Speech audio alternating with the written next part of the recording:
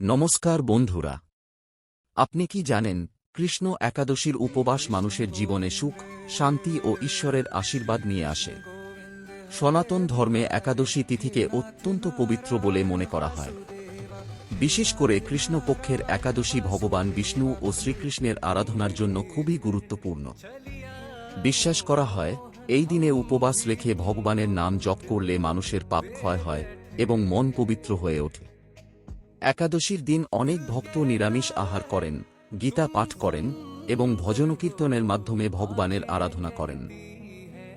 পুরাণ অনুযায়ী ভক্তি ও বিশ্বাসের সঙ্গে একাদশী পালন করলে জীবনে ইতিবাচক শক্তি আসে এবং সংসারের দুঃখ কষ্ট কমে যায়। তাই যুগ যুগ ধরে ভক্তরা এই ব্রত নিষ্ঠার সঙ্গে পালন করে আসছেন। শুধু উপবাস নয়, এই দিনের আসল উদ্দেশ্য হল মনকে শান্ত রাখা এবং ঈশ্বরের প্রতি ভক্তি বৃদ্ধি করা। ভগবানের নাম স্মরণ করলে হৃদয়ে আসে এক অদ্ভুত শান্তি ও আনন্দ।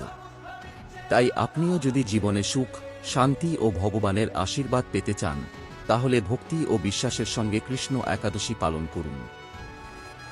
ভিডিওটি ভালো লাগলে লাইক, শেয়ার ও সাবস্ক্রাইব করতে ভুলবেন না।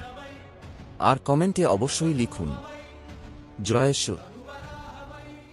আমাদের ছোট্ট পরিবারে যোগ দিতে প্লিজ চ্যানেলটি সাবস্ক্রাইব করে দিন।